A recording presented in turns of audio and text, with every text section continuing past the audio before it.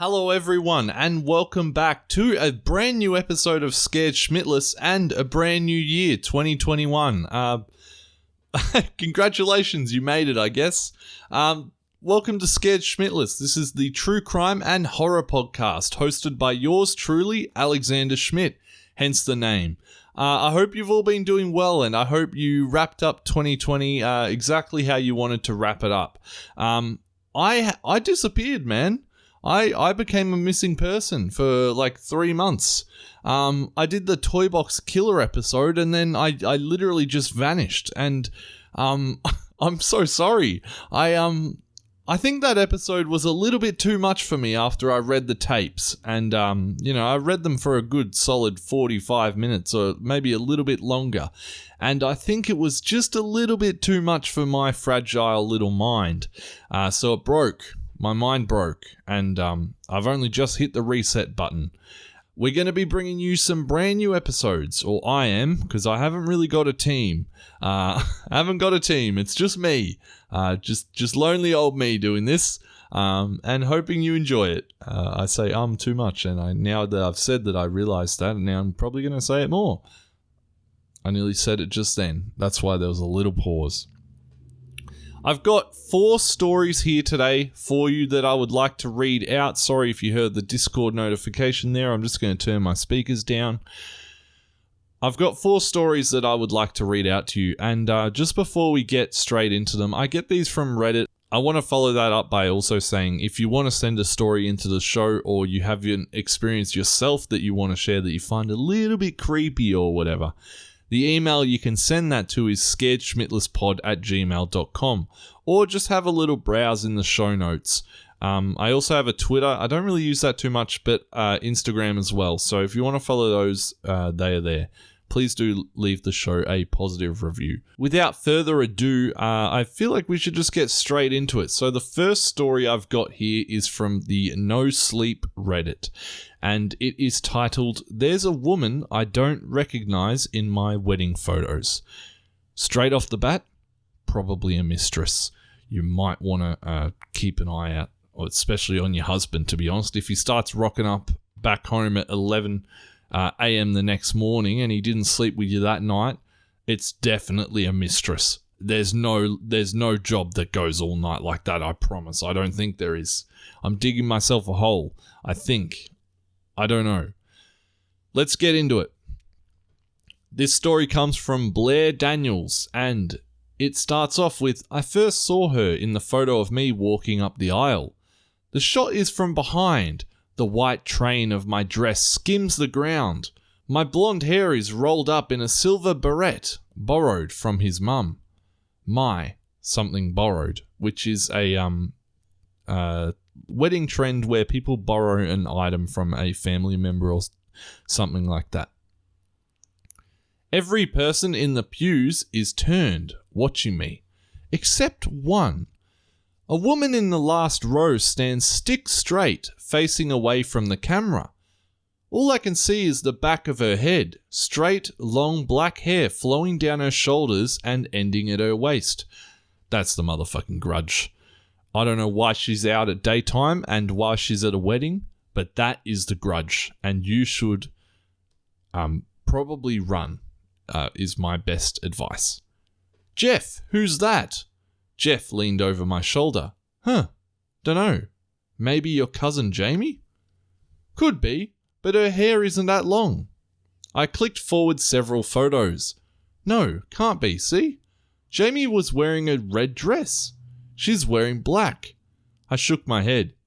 "Must be someone from your side." "She's sitting on your side though." I guess you're right." I clicked the zoom button. Her form filled the screen. Stick straight black hair, ivory skin, almost impossibly skinny arms. She stood a good distance away from the 5 other people in the pew. My cousin Amanda, her husband, and her 3 rambunctious children. I do not know what that word means, but I feel like rambunctious may mean misbehaved. I feel like I'm very wrong there. One of whom was picking their nose. I guess I'm probably right then. Could she be the date of one of my guy friends? Like Jack, maybe? He was always dating a new girl. I quickly brought up his Facebook. Nope. His current girlfriend had curly hair and beautiful brown complexion. Not her. I don't recognize her. She's got to be a wedding crasher. Jeff and I had gotten married 3 weeks ago. We'd just gotten our wedding photos back. I'd braced myself for surprises. Ones that made me look like I had a double chin, or shots of my 60-year-old parents shaking it out on the dance floor. But I didn't expect this. I can't believe it. This was our special day. And this rando thinks she can just come crash it? I'm sorry, Jess. She could have had the decency to look at me as I walked down the aisle at least, I grumbled. Magical thing called Photoshop, baby. I clicked away from the photo, trying to forget about her and just enjoy the photos. A few more photos of the ceremony. She wasn't in them. I lingered on the photos of us and the bridal party, my heart glowing. Then I got to the reception photos. She stuck out like a sore thumb, standing there, behind the table of my high school friends, facing away from the camera, standing oddly still. That's her! I jabbed the computer screen so hard the image rippled. Well, obviously she'd be at the reception. Free food. I'm surprised she went to the ceremony at all. I clicked to the next photo. She wasn't in it. I breathed a sigh of relief. No, wait. I zoomed in. My friend Libby, sitting at the table, had a glass of wine pressed to her lips. I flicked back to the previous photo. Libby was lifting the glass towards her lips. These two photos were taken within a few seconds of each other, and she's just gone. Jeff shrugged. She probably just got her food and skedaddled. I clicked through the next several photos. She wasn't in them.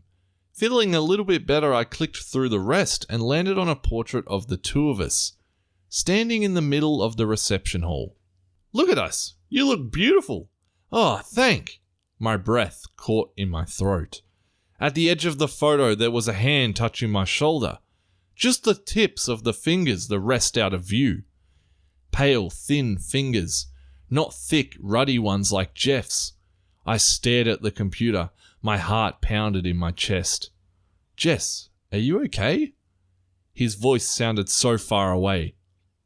Her fingers, I said softly. Her fingers are on my shoulder. What? Jeff took the laptop, squinting at the screen. That's just my hand, Jess. Your hand looks nothing like that.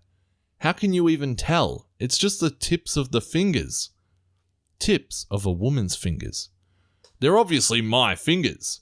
No, they're not. I grabbed the laptop from him, forced myself to look at the photo. Look, your arm is going down, like it's wrapped around my waist. Your waist isn't even in the frame.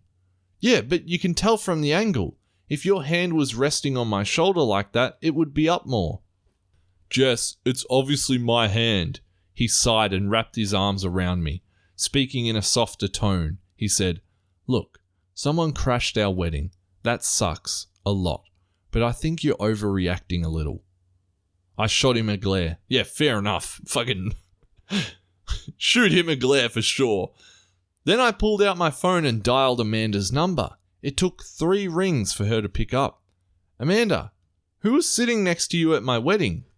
Oh, hi Jess, she said in her slow southern drawl. Well, I was sitting alone, dear. I purposely chose to. I didn't want my kids hassling anyone. No, there was a woman in the same pew as you, tall black hair. No, dear, it was just me and Will and the kids. I mean, at least I don't remember seeing anyone else. I talked to Amanda another 10 minutes. Then I said I had to go. I collapsed onto the couch next to Jeff, leaned my head against his shoulder. Jeff reached over and rubbed my shoulders. My eyes flickered closed and my breathing slowed. Don't worry about it, babe. Don't worry about some woman creeping on you at your wedding. It's all okay. I didn't know what was going on, but I didn't like Jeff's tone. The way he was speaking to me like something fragile, easily broken. I'm going to take a shower, I said, getting up from the sofa abruptly. I slammed the bathroom door behind me and started to run the water. Peeled off my clothes. I didn't know you peeled them off. I thought you just took them off, really. Just, a shirt. I didn't realize you peeled it off your chest. And stared at myself in the mirror. Steam clouded out from the shower and I stepped in. The hot water hit my back, running down my body, and the stress began to fade away. I reached for the shampoo, scrubbed it in, rinsed it out, stood under the stream of water and let it run over my face for seconds, minutes. Then I turned off the water and began to step out. I glanced down and froze. Collecting around the bathtub drain was a tangled clump of black hair. Oh my god, was I right? Was I right? It's the Grudge? Before I could react, thin, cold fingers grabbed my shoulder, pushed. I slipped onto the wet ceramic, my body falling with a painful crack. Pain shot through my body like fire. As I pulled myself up, grimacing in pain, 8 words repeated in my head. Something old, something new, something borrowed, and something blue. The silver beret I borrowed from Jeff's mum. The one she insisted I borrow, saying it was a family heirloom that she said Jeff's sister refused to wear, and it would mean the world to her if I carried out that tradition. The one that had a few straight black hairs stuck in it. Well, there you go. The Grudge crashed your wedding. I wonder if she had any wine and dines or anything. Like she had some guacamole and dipped. That's an unintentional pun. I didn't mean to say that. Guacamole and dipped. I did not mean to say that. I did, but I didn't mean for it to be a pun. All right, let's get on to the next story. Next story. This one comes from the subreddit r/paranormal. And it's titled Strange Occurrences. Now, these are experiences that people have, legitimate experiences. These aren't like no sleep stories that are just sort of there to creep you out. This is a legitimate story and experience that someone has had. And it's by GBChris12. Brilliant username. Strange Occurrences. Let me start off by saying I'm one of the most skeptical people there is. But now I've come to be a bit more creeped out. My girlfriend, daughter, and I recently moved into an apartment back in April, and the first month we were here, everything was normal. About a month afterwards, we started noticing some things out of place every now and then, but thought we could have bumped into them, etc. Fast forward to September. That's me fast forwarding to September. This is when some weird shit that I just cannot debunk, and I've tried, had been starting to happen. We came home from the grocery store one night and all of our kitchen cupboards were open. It was probably the Grudge from the previous story just helping her to some snacks. My girlfriend freaks out and I clear the house to make sure there's no intruder. Everything is locked and I confirmed with management we were the only ones with keys to our apartment. Everything is quiet until October. Do I have to fast forward? Oh, there we go. In October, this is when stuff really started to ramp up. I decided that someone must have had access to our apartment somehow and had management change the locks due to the cupboard incident. We get up one night and notice it's absolutely freezing. The thermostat is turned down to 60 degrees Fahrenheit. What's that in Celsius? Hang on. Okay, Google. 60 degrees Fahrenheit to Celsius. 60 degrees Fahrenheit is equivalent to 15.556 degrees Celsius. Oh, there you go. So it's equivalent to 15 degrees Celsius, essentially. Weird, but I guess I could have bumped into it. Okay, dude, you bumped into the thermostat and set it at 15 degrees, sure. Then it happened again, and I just or maybe you bumped into it again, really. And just recently, we've noticed it changed to temperatures as high as 78 degrees Fahrenheit, which would probably be about 20, 25-ish Celsius. Last week, before my girlfriend left for town, she got up and the faucet in the kitchen was on. This one I just can't debunk. Sleepwalking? Maybe. Last night, I'm home alone sleeping and I hear a crash in the living room. The Christmas tree fell over. It's not the heaviest thing in the world, but still requires some sort of force to bring it down. Bear in mind, we have no animals and our daughter is 4 months old. I put it up and go back to sleep, and then I hear a bang come from our laundry room, and a bunch of items on the top shelf are on the ground. I've come to the conclusion perhaps setting up cameras might be a good idea, or maybe a microphone. Thoughts? All the comments are saying installing cameras, blah, blah, blah. Night vision cameras. Yeah, this comment says, I'd pin this on a poltergeist. They're not ghosts. They're a combination of sleep deprivation and general stresses of the pandemic is causing one of you to produce involuntary bursts of energy that are moving shit. What? Focus on self-care for both of you. Do a little yoga. I almost read that as do a little Yoda. Or whatever you do to relax and it might just stop. Poltergeist activity cannot harm you. I honestly reckon it's just a grudge, just trying to ruin another marriage. Good luck with that one, man.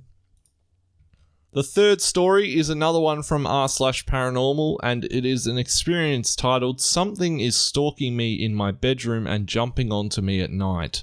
I'm not sure what to do. That's a little bit creepy just from the title alone. This comes from user YuuYuuViolet. So this started 2 nights ago. I'm hoping someone can give me a guess on what could be going on. Note, I do have nyctophobia. What is that? What is nyctophobia? Okay, Google. Nyctophobia. According to Healthline, nyctophobia is an extreme fear of night or darkness that can cause...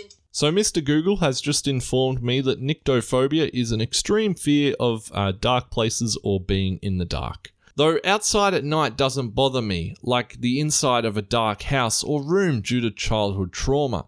So on one side of the room I have white Christmas lights dimmed down a bit for some light at night. Luckily that doesn't bother my fiance, but he could sleep upside down in a hurricane. Well, that's very, very cool. That is definitely a party trick. How did he practice that? Did he fall asleep during a hurricane and then woke up and was like, oh my god, I'm in a hurricane, but I fell asleep during it. That's a really good talent I must do at parties when there's a hurricane. So 2 nights ago, I woke up in the middle of the night and went to the bathroom. I couldn't get back to sleep after. I have bad insomnia. I was just laying there in bed, bored, debating on just staying up all night, but was pretty much just staring at the ceiling, just chilling, waiting to get tired again. All of a sudden, it was like every sense I had yelled danger. The hair on my body stood up, goosebumps all over, and I was overwhelmed with fear. I can't exactly describe the feeling, but if you guys have ever been put in a dangerous situation, you might be able to relate. Anyways, this is where things get weird and confusing. So there was a figure in the doorway, except I couldn't see it clearly. It's a bit hard to explain. So my senses were telling me, hey, there's something there, but my eyes couldn't really see it. I could follow it with my eyes, I could sense it, but I couldn't exactly see it. It's hard to explain. Now, whatever this thing is, it wasn't like a solid shadow, but it wasn't like humanoid in shape that I could tell. It was like a mist or smoke, but not dark. Tall and kind of shaped like if someone out of a sheet... Tall and kind of shaped like if someone put a sheet over themselves and stood there. That kind of shape. Yeah, I know that doesn't make sense because I couldn't really see it, but I could see it. Almost like I knew it was there, but it was possibly camouflaging itself? Again, I'm sorry, but it's so hard to explain. Well, it went from the doorway to the other side of the room at the end of the bed. It didn't walk, it was more like it teleported. Oh, I know what this is already. This is an Enderman from Minecraft. Those black ghost things that just teleport. It jumped from place to place. Meanwhile, every part of me is telling me to run and danger. Then I see it go from the end of my bed to the side of my bed. At this point, I sit up and my senses are going nuts. I can and cannot see whatever is there. It moves to the end of my bed directly in front of me. My instincts are saying danger and every part of me tells me to move and move now. Well, I didn't because, as I said, I could see it but not see it at the same time. So going by what my eyes see, I thought maybe I'm just kind of overreacting. A few seconds later, it lunges at me and the best I can describe it is it jumped in me. I couldn't yell, I tried. I was shoved back onto the bed and the feeling was a mix of static and electric shock. I managed to throw my arm out, smacking my fiancé and grabbing his chest, basically grabbed onto him for dear life. He jumps up, absolutely confused and half asleep. He sees me basically scared out of my mind and things fade away. I couldn't talk for a while, but I could move. I explained to him what happened and he just hugged me until I was able to fall asleep. Last night I did use a sage smudge before bed because I was worried and clearly it didn't help. Now, I've had experiences of the paranormal before growing up in haunted houses. Yes, I believe in ghosts and all that. I've been told by a few people that due to things that have happened and continue to happen, that there's a chance I'm possessed, or at the least I have an evil something attached to me, which wouldn't surprise me at all. I also have nightmares every night and it's been like this for years. But this, whatever this thing is new. It's scary as hell and I have no idea what to do. Does anyone have any ideas? What do the comments say on this? That's an interesting read. Yeah, holy fucking shit, reading this gave me chills. Okay, so I'm no expert on such things, but what you were describing sounds awfully familiar.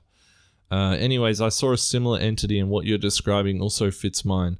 That may be inorganic being a thought form.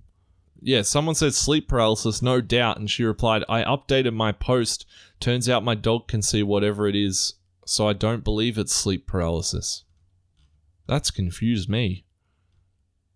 Why don't you just wake your fiancé up when you're feeling like that, rather than waiting? So then, if it's there, he can also see it. Yeah, that one's confused me a little bit, so I'm going to move on to the next one, which is definitely a PSA to anyone who doesn't already do this. But if someone tells you to lock the door, just do it. This comes from r/creepy encounters. This subreddit is dedicated to creepy encounters where they weren't actually in any immediate danger, but they just find the experience creepy. This comes from I'm_not_actually here. If someone tells you to lock the door, just do it. Back in undergrad, 2 of my friends from Res and I moved into the second floor of a triplex located just outside of downtown where our school is located. Our neighbours downstairs were girls we knew from Res, and upstairs were upper year guys that also went to our school. One day, my roommate Ali and I were sitting in the living room when Angie, our other roommate, comes home and tries to open the door. The house was laid out so you enter right into the living room, so you couldn't see us sitting there. Angie knocks and yells at us to open the door for her because she could see the lights were on. I go to let her in and she asks, "Do you guys always lock the door when you're home?" Ali and I just looked at each other like, what the fuck, duh? And explained to her that we live in the middle of a city. Of course we always lock the door. Maybe it's a cultural difference since Ali and I grew up in the same large suburb and Angie was from a very small town in France where it was probably safer. Now it's definitely safe where we live, but it's a busy area and you never know. Well, that is true, you never know what sort of crazies go past your house at night. However, even after we told her to always keep the door locked, Angie apparently kept leaving the door unlocked when she was home. A few days later, I get home, unlock the door, and go inside. I'm met with Angie yelling, asking if it's me or Ali who's home. She tells me that before I got home, when it was still light out, she was sitting on the couch and someone opened the door, but no one came in. Since she couldn't see the door from the couch and felt weird, she said hello. The person at the door waited a moment and a man said, "Sorry, wrong house," and left. It was definitely not our neighbours, and it's difficult to get the wrong house when you have to climb a steep flight of stairs. I've heard of burglars just trying every door, so that might have been the case. But are they stupid enough to do that in broad daylight? Actually, that's when a lot of robberies happen, to be honest, because people are at work, so they go and scout out places.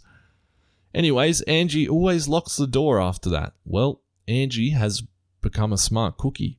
She went from a dumb crumb to a smart cookie. Sorry the story was long, but the actual creepy encounter was short. Always lock your doors, people listening. If you do not lock your doors and you get robbed, it's sort of on you, to be honest, a little bit. You should always lock your door. This top comment is the perfect reply. When would you rob a house? At night when there is 99% chance everyone is home? Or during the day when there is 99% chance everyone is at work or school? Most robberies happen during the day. And I'm going to leave it there. That is where I'm going to leave the podcast today. If you want to send a story into the show or have an experience yourself that you want to share, whether it's creepy, paranormal, or whatever, the email is scaredschmidtlesspod@gmail.com, or just have a browse in the show notes. Please do leave the show a positive review if you enjoyed it, and reach out if you do want to. I'm not scary, I promise. Thank you all for listening, and I'll most likely be back next week.